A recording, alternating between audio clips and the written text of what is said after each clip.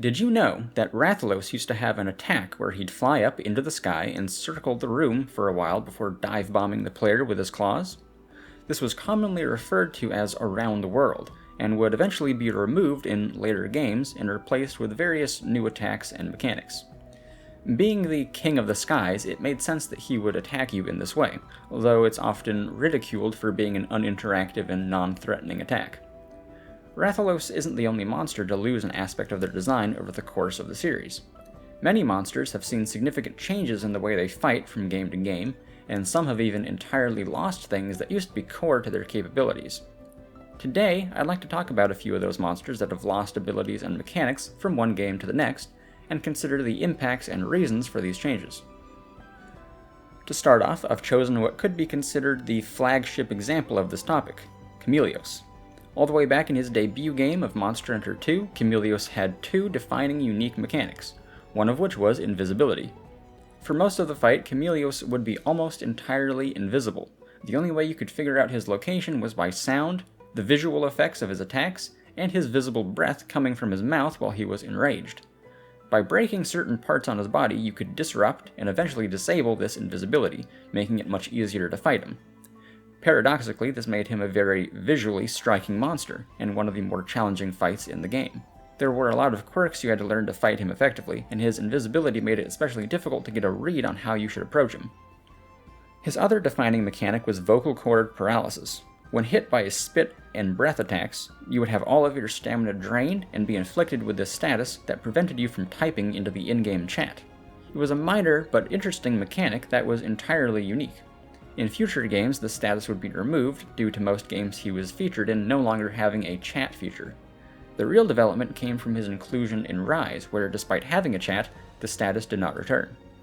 Likewise, invisibility, while not being removed from any of his later appearances, did see a reduced prominence in his moveset compared to his poison attacks. He would spend more time fully visible, with his invisibility only ever being partial rather than completely invisible, and eventually in Rise, invisibility was reduced to only being a minor thematic element rather than something you would ever have to really contend with in the fight. I find it hard to think of why they would not re-add vocal cord paralysis in Rise. In a game where the player can set auto shoutouts, I think it would have been a neat detail to see the status affect things like that.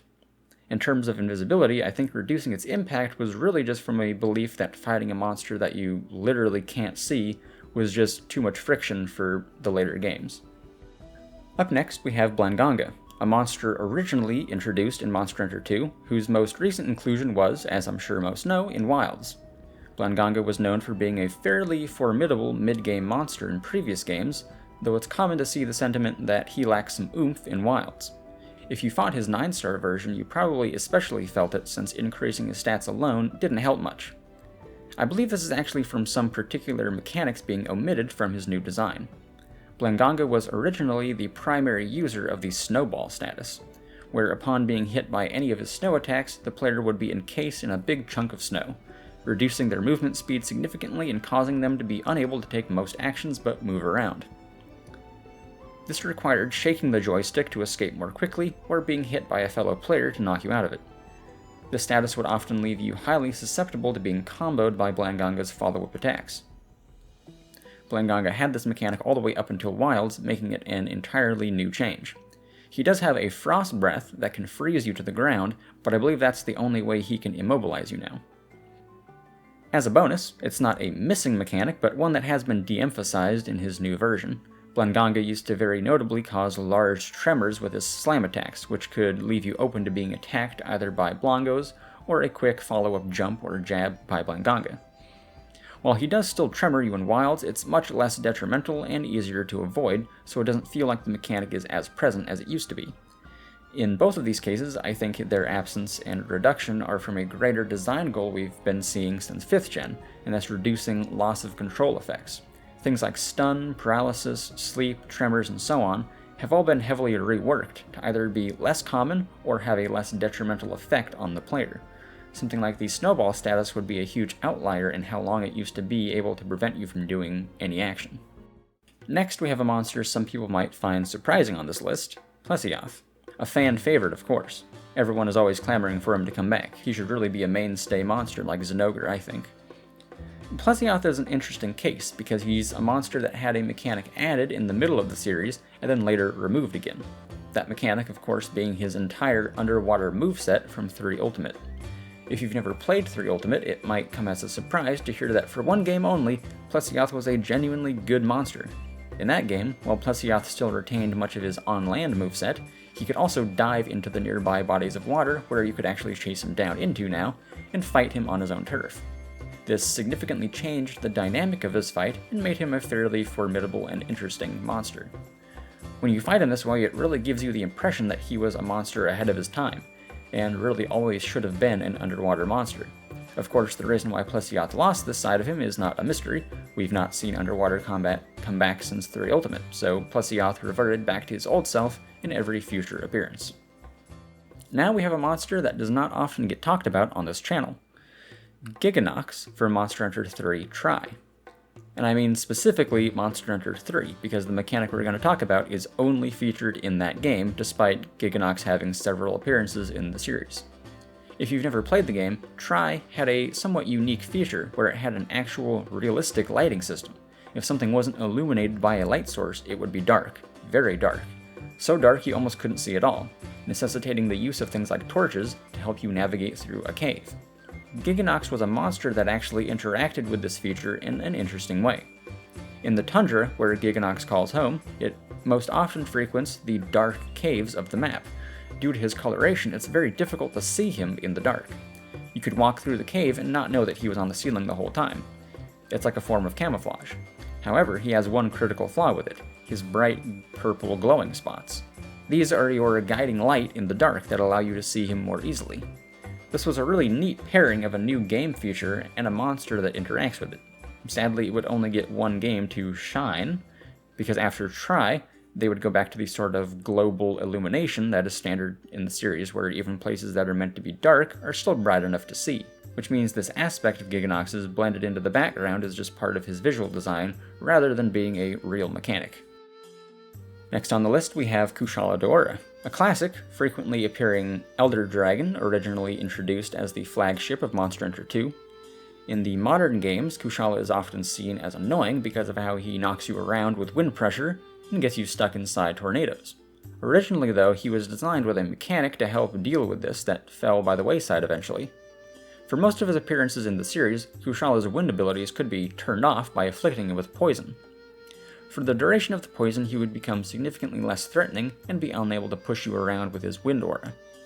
This would ideally give you some openings to hit his head, enough to break the horns, which would permanently end his wind pressure.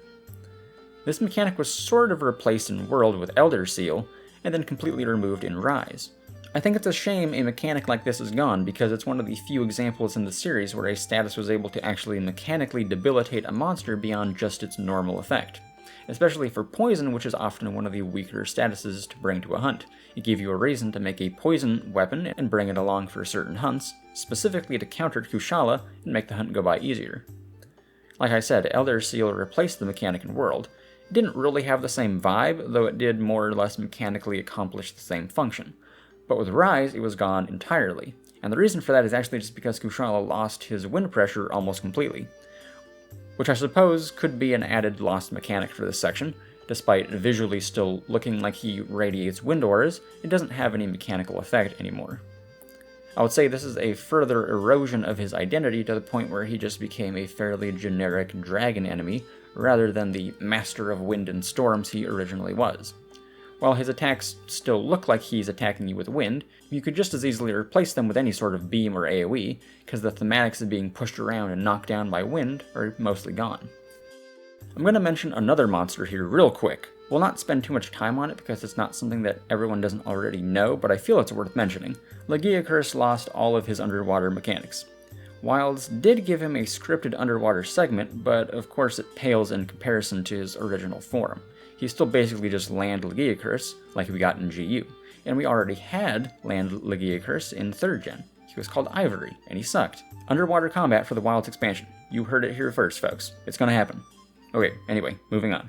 So for the last segment of this video, I'd like to give an honorable mention to a monster that changed fairly drastically, not from losing a mechanic, but from having a new mechanic added. That monster being Tigrex. From his original inception in Freedom 2, Tigrex was one of the more challenging monsters that the series had seen at that point. In a world where most monsters at the time essentially just ran at you and tail-swiped you, Tigrex was fairly oppressive. He was relentless in his attacks, rarely giving you much chance to breathe, and when he enraged, the battle got even more intense. However, a new mechanic entered the series when he was next included in a game, Exhaust. It was a mechanic added in 3rd Gen that applied to almost all monsters in a similar way.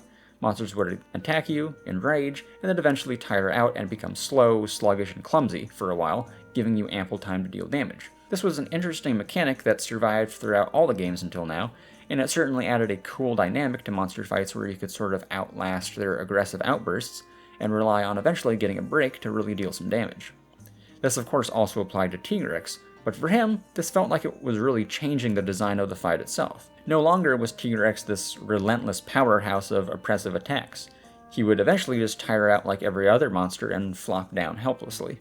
For Tigrex specifically, it really felt like the addition of Exhaust actually downgraded his design quite a lot, and this has remained true for all of his additions. I think Tigrex has never quite felt as strong as he did in 2nd Gen. Only Molten Tigrex in 4 Ultimate has made me feel similarly oppressed to the original. I think it would have been cool if they had made Tigrex immune to being exhausted, but it probably just wasn't a consideration at the time. So that's my list of a few monsters that I think have been changed significantly by losing mechanics. It's of course not exhaustive, many monsters have changed over time, but these were some of the standout picks to me. What are some monsters you feel have changed a lot over time, and do you think the changes are good or bad? Thanks for watching. See ya.